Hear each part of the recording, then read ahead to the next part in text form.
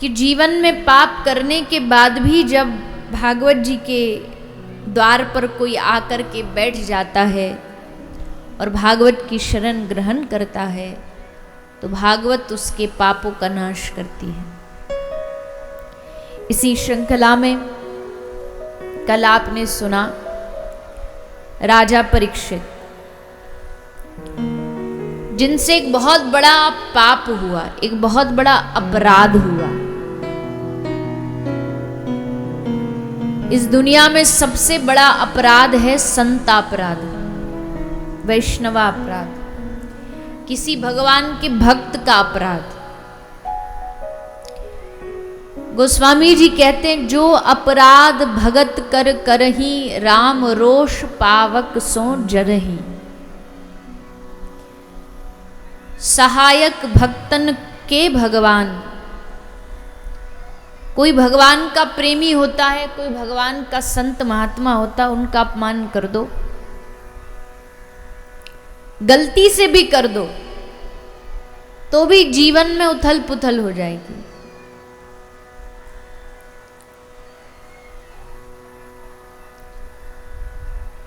एक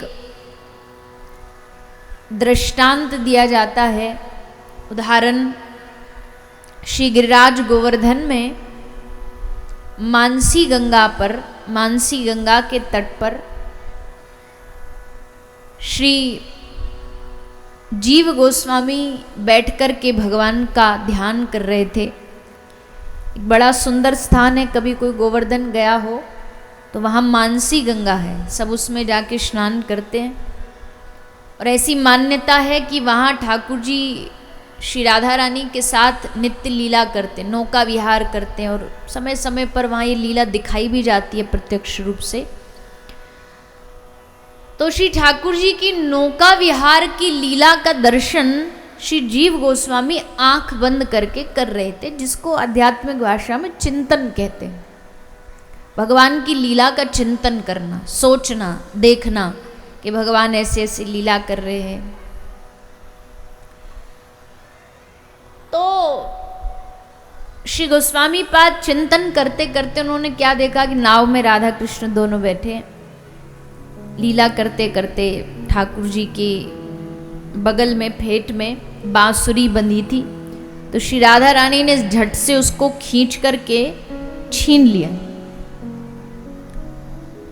तो जैसे छीना तो सब सखी हंसने लगी कि आज तो कन्हैया की बांसुरी गई। और कन्हैया की बांसुरी जब उनसे चली जाती तो उनको न दिन में चैन न रात को नींद, सब गायब हो जाता। तो सब हंसने लगी। उस लीला को देख करके जीव गोस्वामी को भी हंसी आ गई, वो भी हंस दिए। अब वो तो सब मन में देख रहे थे लीला, पर हंसी सचमुच उनके मुख पर आ गई, चेहरे पर हंसी आ गई। उनका हंसना हुआ कि उसी समय सामने से एक वैष्णव जा रहे थे जिनका नाम था खंजन दास जी। और खंजन दास जी विकलांग थे, थोड़ा टेढ़ा चलते थे। तो सब लोग उनका मजाक उड़ाते थे, उपहास उड़ाते थे, बालक बच्चे हंसते थे उनको देख के। अब जैसे वहां से खंजन दास जी निकले तो उसी समय श्री गोस्वामी जी की हंसी निकली। तो खंजन दास जी ने क्या समझा कि मुझे देख के हंस रहा है, मेरी ये जो शरीर की विकलांगता ये देख के हंस रहा है। बस इतने से में एक भक्त का, संत का अपराध श्री जीव गोस्वामी से बन गया, जानबूझ के नहीं, गलती से।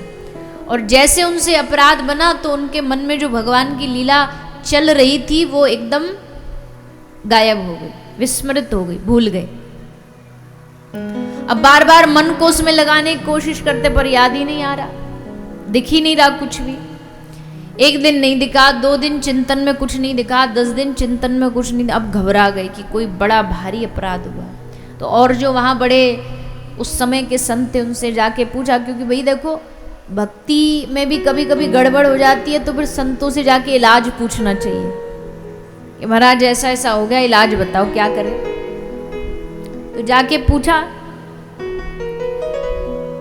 तो किसी साधु ने कहा कि आपसे कोई अपराध हुआ है। संत का अपराध हुआ। बोले अब हमको कैसे पता चले अपराध किसका हुआ है, कौन हमसे रूठा बैठा है। तो महात्मा जी ने एक उपाय बताया, एक काम करो आप भंडारा करो, सारे ब्रज के साधुओं को बुलाओ, सब आपके भंडारे में आ जाएंगे, बस जो रूठा हुआ होगा वो नहीं आएगा। तो समझ लेना आपसे इन्हीं का अपराध बना है, तो जाके उनके पांव पकड़ लेना। तो श्री जीव गोस्वामी ने भंडारा किया, सबको बुलाया, सब आए, बस वही एक खंजन दास जी नहीं आए। बोले हम इसके में क्यों जाएं, ये तो हमको देख के हंसता था, वो नहीं आए। तो जीव गोस्वामी समझ गए कि इनका ही अपराध हुआ है, दौड़ के गए, उनके पांव पकड़ लिए। बोले क्या गलती हो गई? बोले गलती हमको देख के, अरे तुम तो इतने बड़े महात्मा हो, भजनानंदी साधु हो, तुम भी हमारा मजाक उड़ा रहे थे, उपहास उड़ा रहे थे, हमको देख के हंस रहे थे।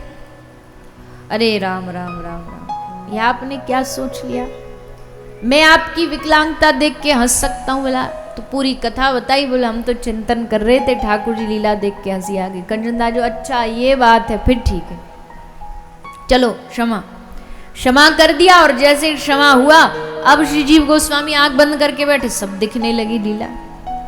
तो इसका मतलब है कि वैष्णव अपराध बहुत सूक्ष्म से सूक्ष्म होता, छोटे से छोटा होता, पता नहीं चलता।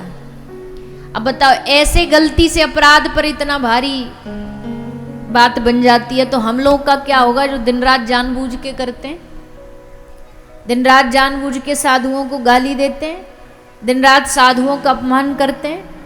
घर में कोई दरवाजे पर साधु भिक्षा मांगने आ गया, देंगे तो कुछ नहीं, 10 गालियां सुना देंगे, हट्टा कट्टा तगड़ा है, खा नहीं सकता, कमा नहीं सकता, रोज आ जाता है यहाँ लेने के लिए। अरे भाई तुम्हारे दरवाजे पर साधु आया तो इसका मतलब आज तुम्हारे ऊपर भगवान की कृपा हो गई, तब वो साधु कल्याण करने के लिए तुम्हारे घर आए। कोई साधु आटा दाल चावल के भूखे थोड़ी ना है। तो इस समाज को, इस जगत को संतों का सम्मान करना सीखना चाहिए।